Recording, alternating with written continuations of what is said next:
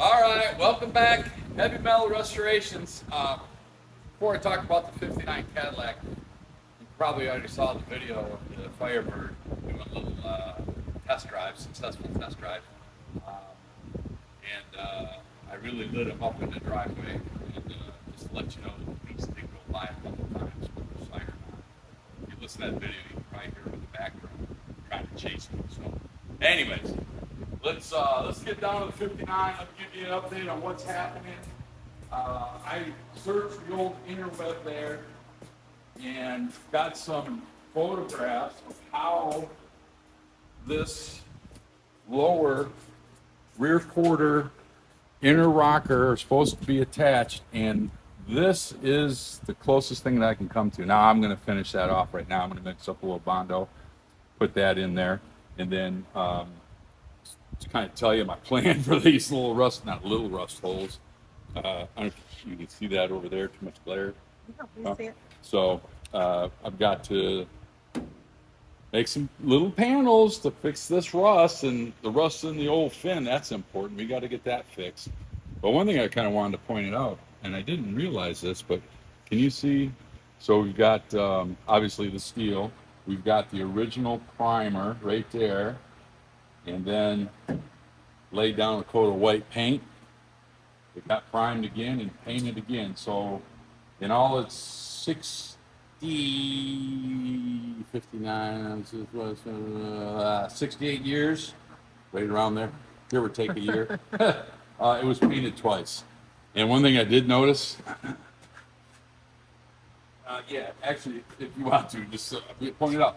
See these little dots right here? That's Bondo. That means this quarter panel over here on this side. Yep, you got it. So we're gonna have to, I got my work cut out for me on this side too. The lower quarter is gonna be a little bit easier, but I got, again, it's a journey. It's not gonna be done in 24 hours. I'd like it to be, but it's not gonna be. So here's the plan. Matter of fact, if you want, my goal right now, I just wanted to let you guys know where I'm at, what I'm doing. I'm gonna mix up some Bondo. We'll pause it. You know me, I like to pause and then come back and kind of show you what it looks like once it's got a little filler on it. And I do have the test bumper right here. And if you want to get on the other side, you can show them kind of what we've been up to. Show them, yeah, there you go, perfect. Kind of showing what we're trying to do, right? So when the bumper slides on, it goes in, and that little piece is almost just a filler. So if everything goes correctly, I think it'll work out fine. That's that's my diagnosis right now. I'm probably going to end up, I took this bumper apart to get it to the chrome plater, but I'm going to reassemble it. And when I get the other side done, before I do any other priming or anything like that, any more Bondo, I'm going to mount the bumper on here and make sure that the clearances are adequate, and it looks respectable. I think it will. I think it's going to be all right, but you know what? Better safe than sorry. So let's go ahead and let's put the pause on it, and I'll be back in a flash. All right, hey, just what you guys wanted to see, a little Bondo mixture here. And of course I use the best cardboard for Bondo mixing, just a box, tear it up, I mix it up. I've always done it that way. I have used the tablet where it has the paper and you got to feel the paper. I don't know, it's not too into that, but let's, oh, I guess while I'm doing this, I did put my first coat of Bondo on the lower quarter seam, and so I think it's going. It'll be all right.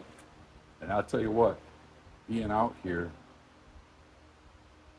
I barely put any hardener in this, and it's already setting up.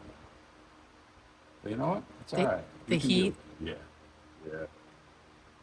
of course, I never always have I don't say a phobia, but worrisome that I'm not going to have enough hardener in it and it'll never get hard. So then what do you got? You got undried Bondo that you're going to have to, take out, so to speak. So actually, this is, Looks I would say good. that, yeah, it's doing what it's supposed to be doing.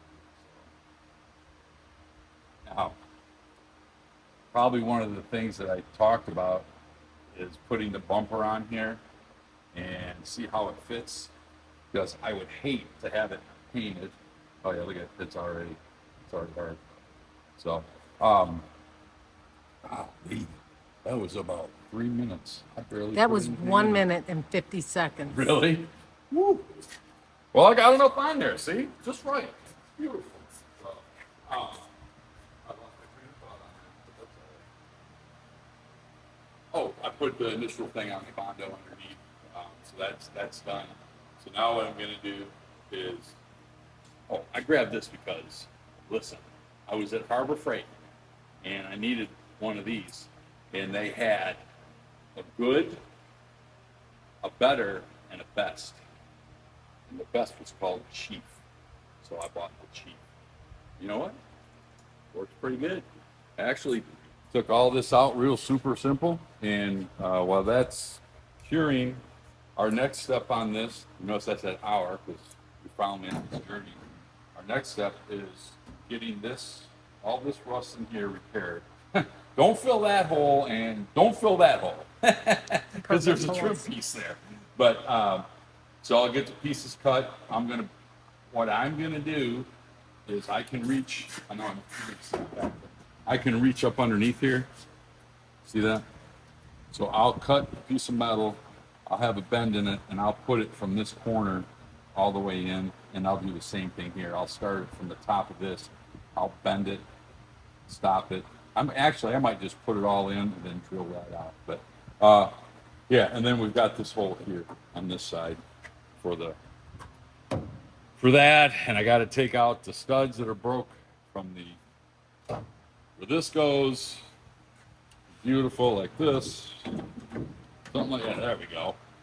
Ooh, that's pretty. Yeah, very nice. And then what's interesting is, I don't know why they did this, but maybe someone can answer it out there. This has these two little bolts. So I was going to take this off and clean this all out. The problem is they've got it welded right to the body. So I don't know why those screws are there. Maybe someone can tell me, so I'm not taking it off. I'm leaving it there.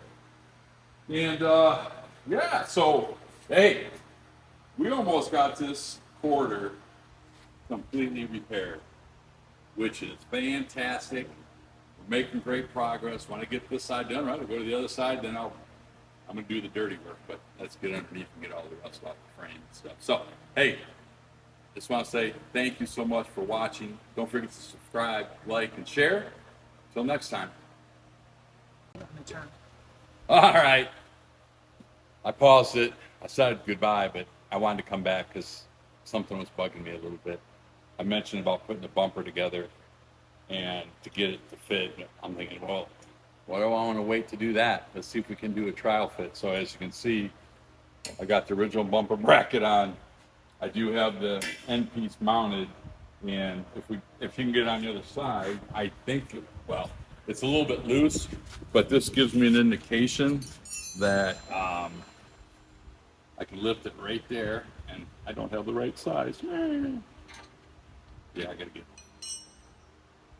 Let's see if this will hold. This might tighten it by hand.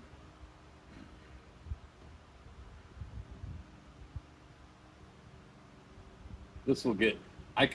This will be good. But what we're looking for is this gap here, and I have enough material here, and I can twist this up a little bit, pull that in. So that's how it's going to be, something like that. And then we have the other piece that sits on top of this that our taillights go into. You want to come back, kind of give you an idea of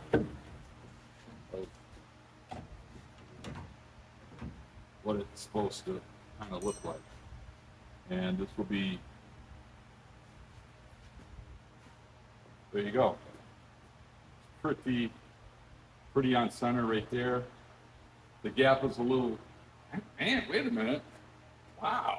Yep, looks perfect. I don't know about perfect, but It's pretty good. it should be raised up just a smidge, but that's good. Yeah, that's gonna, there's enough room and adjustment with all the, let's see, 1, 2, 3, 4, 5, 6, 7, 8, 9. 9 bolts just to hold on one bumper end. But you know, it's kind of heavy. So, anyways, I wanted to bring that to your attention. I figure, why wait? Let's see how it looks right now. That way, when the time comes and I have the bumpers chromed and I'm putting them on, I know that it's going to fit. So, anyways, hey, don't forget to like and subscribe. I appreciate you. Till next time.